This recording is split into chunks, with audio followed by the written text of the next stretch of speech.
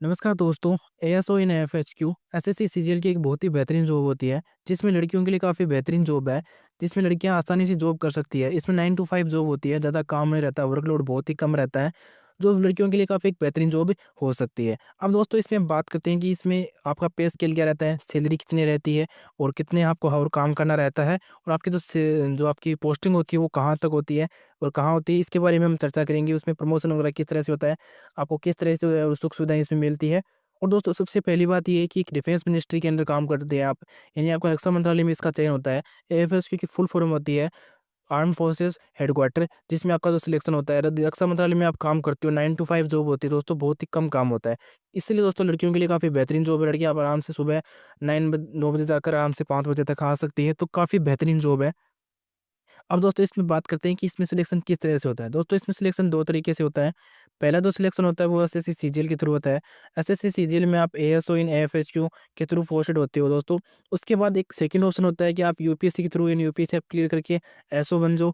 SO के through भी आप इसमें है वो रक्षा मंत्रालय में है एएफएचक्यू में क्या जो हेडक्वार्टर होता है रक्षा मंत्रालय का, उसमें आप सिलेक्शन ले सकते हो।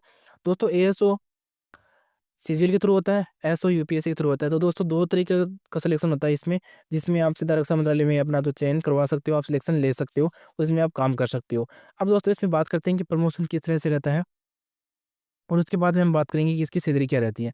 दोस्तों प्रमोशन की बात करें तो सबसे पहले इसमें प्रमोशन होता है एएसओ के तौर पर आपको 8 साल काम करना रहता है, और आप 8 साल काम करने के बाद आप बन जाते हो एएसओ, ठीक है? सॉरी एसओ बनते हो, ठीक है? सेक्शन ऑफिसर, ठीक है?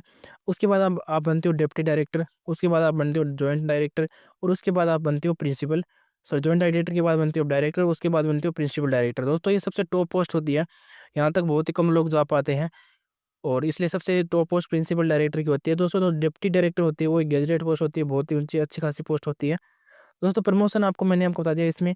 अब इसमें बात करते हैं कि आपका जो है कितना सैलरी रहता है। दोस्तों एक नॉन गैजेटेड पोस्ट होती है स्टार्टिंग में, जब डिप्टी डायरेक्टर बनते हो तो आप इसमें वो गैजेटेड पोस्ट के अंडर आती है। ये ग्रुप बी की पोस्ट होती है, नॉन गैजेटेड पोस्ट। इसमें आपका जो पे स्केल रहता है वो 600 ग्रेड पे रहता है। आपकी जो बेसिक पे होती है वो 44,900 के आसपास रहती है, और जो ग्रेस सैलरी आपकी रहती है वो 85,000 के आसपास मिलती है। यानी आपको कट कटा के लगभग आप 78,000 या 79,000 के आसपास मिलती है, जो आपकी सैलरी रहती है। अब दोस्तों इसमें बात करते हैं, बहुत सारे स्टूडेंट्स के जो डाउट रहते हैं क्या इसमें मेडिकल होता है, क्योंकि दोस्तों इसमें एक रक्षा मंत्रालय का काम होता है, तो इसमें बहुत सारे स्टूडेंट्स के माइंड में रहता है कि क्या इसमें मेडिकल होता है या क्या इसमें फिजिकल होता है या नहीं होता है। सब कुछ इसी बारे में है वो जानने को लोग इच्छुक रहते हैं। तो दोस्तों मैं आपको बता देता हूँ कि इसमें आपको कोई मेडिकल नहीं होता है, कोई भी फिजिकल नहीं होता है। एक सिविल यूनिफॉर्म यानी सिविल की तरह काम करना रहता है। नॉर्मल आपको एक ड्रेस के रूप में 9 बजे ना 9 से लेकर 5 बजे तक आपको काम करना रहता है। नॉर्मल एक क्लरिकल काम होता है, जिसमें आपको नॉर्मल जैसे सीएसएस में और एमईए में काम होता है, वही इसी तरह से इसमें काम होता है। नॉर्मल पोस्ट होती है, ठीक है? नॉर्मल नहीं है, काफ़ी बड़ी पोस्ट है, और यूनिफ़ॉर्म के रूप में आपको नॉर्मल सिविल यूनिफ़ॉर्म के रूप में आपको काम करना रहता है। दोस्तों लड़कियों के लिए इसलिए बेहतर होती है क्योंकि दोस्तों इसमें जो पोस्टिंग होती है वो आपकी दिल्ली में होती है। आपको पूरा आपके टाइम पर पूरा दिल्ली में ही पोस्टिंग रहती है। कुछ जगह पर कुछ-कुछ ऐसी पोस्ट होती है जो रीजनल ऑफिस होती है, यानी थोड़ा बहुत छोटे-मोटे हेडक्वार्टर होते हैं, तो दूसरी जगह भी होते हैं, तो वहाँ पर बहुत ही कम पोस्ट आती है, तो वहाँ पर आप जा सकते हो। बट दोस्तों मोस्टली आपको दिल्ली में ही काम करना रहता है। दिल्ली में आपको पूरी ज़िंदगी काटनी होती है, और वहीं पर आपको काम पूरा करना रहता है। दोस्तों लड़कियों के लिए सबसे बेहतरीन इसलिए रहती है क्योंकि 9 टू 5 जॉब होती है, आसानी से हो सकती है, और इसमें वर्कलोड ज़ीरो होता है। कोई भी वर्कलोड ज़ीरो, एकदम ज़ीरो वर्कलोड होता है।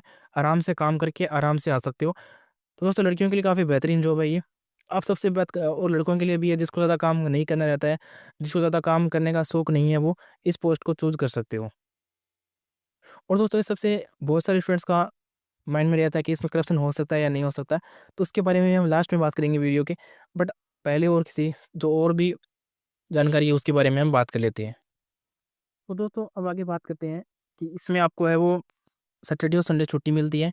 हाँ जी हाँ दोस्तों, आपको जो है सैटरडे और संडे आपको छुट्टी रहती है। इसमें 9 टू 5 जॉब करने के बाद आपको सैटरडे संडे आपको छुट्टी मिल जाती है। दोस्तों जो ये जो पोस्ट है, इसकी जो सबसे बेहतरीन आपको जो फैसिलिटी मिलती है उसके बारे में हम बात करूँगा अब। क्योंकि दोस्तों ये जो फैसिलिटी है वो आपको आर्मी में ज्वाइन करने के बाद ही ये फैसिलिटी मिलती है। इसके अलावा आपको ये जो फैसिलिटी है वो नहीं देखने को मिलेगी। बट दोस्तों इस पोस्ट के अंदर आपको ये तो फैसिलिटी आपको देखने को मिलेगी। दोस्तों अगर आप रेलवे में सीएसओ बनते हो, सीएस बनते हो, सीएसएस बनते हो, तो आपको क्या मतलब जैसे सेकंड क्लास सेकंड एससी का जो है आपको वो मिलता है, पास मिलता है। बट दोस्तों इसमें भी आपको एक कैंटीन फैसिलिटी मिलती है। जी हाँ दोस्तों, एएसओ इन एएफएसक्यू में आप पोस्टेड होने के बाद आपको कैंटीन फैसिलिटी मिलती है, जिसमें दोस्तों आपको बहुत सारे स्टूडेंट्स को पता होगा, जिसके पिताजी आर्मी में होंगे या भाई आर्मी में है, तो उनको पता होगा कि किस तरह से आपको छूट मिलती है, यानी कितने का डिफरेंस मिलता है शहर पर, मतलब जो शहर में मार्केट में होता है और जो कैंटीन में जो फैसिलिटी होती है, कैंटीन में जो आपको सामान मिलता है, उसमें कितना डिफरेंस होता है। दोस्तों इसमें कैंटीन आपको फैसिलिटी मिलती है, जो एक बहुत ही बेहतरीन जॉब है, जिसमें आप एक आर्मी की तरह है ही काम कर सकते हो। मतलब एक आर्मी को जो सुविधा मिलती है वो एक आपको एएसओ में जो आप पोस्टेड होते हो तो वो आपको सुविधाएं मिलती है। दोस्तों सोशल रिस्पेक्ट काफ़ी अच्छी होती है, जिसमें आप रक्षा मंत्रालय में काम कर रहे हो तो आपके कार्ड के ऊपर एक लिखा होता है कि रक्षा मंत्रालय में काम करने वाला होता है, ठीक है। तो ये आपका होता है, और इसमें आपको लगभग जैसे 3 होता है, सेना भवन, वायु भवन और नवल हेडक्वार्टर, इसमें आपकी पोस्टिंग होती है, जो कि दिल्ली में ही है सभी के सभी हेडक्वार्टर, क्योंकि दिल्ली राजधानी है, सबको पता है। तो दिल्ली में आपकी पोस्टिंग होती है और कहीं पे नहीं होता है, वर्कलोड 0 होता है, पूरा क्लेरिकल काम होता है।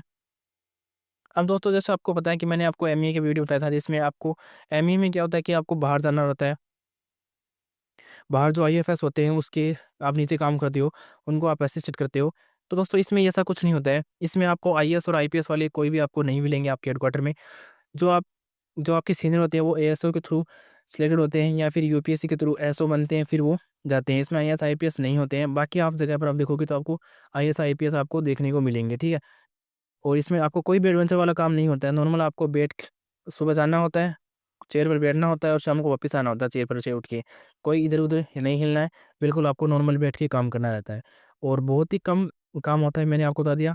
तो दोस्तों सबसे पहले बात करते हैं, अब लास्ट में बात कर लेते हैं कि आपका इसमें आपको क्या-क्या अलाउंस मिलते हैं। तो दोस्तों इसमें आपको चाइल्ड एजुकेशन अलाउंस मिल जाता है, लीव ट्रैवल कंसेशन मिल जाता है, मेडिकल अलाउंस मिल जाता है और होटल सब्सिडी भी मिल जाता है, और आपका जो दिल्ली में आपको आपको गवर्नमेंट जो क्वार्टर होते हैं वो भी आपको अलॉट हो जाते हैं। तो दोस्तों ये सब थी, मैंने आपको बताया अभी जानकारी। और दोस्तों सबसे एक बहुत सारे स्टूडेंट्स के मन में ख्याल रहता है, क्योंकि दोस्तों सब नॉर्मल है, एज ए ह्यूमन बीइंग सबके माइंड में रहता है कि हम इसमें जो ब्लैक मनी किस तरह से कमा सकते हैं। बट दोस्तों इसमें आपको बता देता हूँ, इसमें ऐसा कुछ नहीं होता है। आप 0 रुपये भी नहीं कमा पाओगे इसमें से, क्योंकि इसमें करप्शन का बिल्कुल भी कुछ नहीं होता है। आप बिल्कुल भी करप्शन नहीं कर सकते हो इसमें। तो करप्शन करने की सोचना ही मत। अगर जिसको करप्शन नहीं करना है तो वो इसमें आ सकते हो, जिसको करप्शन करना है वो आप एमईए में, या फिर आप जा सकते हो कहाँ पर, जो ईडी वगैरह होता है उसमें आप जा सकते हो, ठीक है। दोस्तों ये थी आपके लिए जानकारी, जो मैंने आपको बताई है। जानकारी पसंद आई तो वीडियो को लाइक कर देना, चैनल को सब्सक्राइब करना मत भूलना। मिलते हैं एक नेक्स्ट टॉपिक के साथ, किसी नई अपडेट के साथ। तब तक के लिए जय हिंद, जय भारत।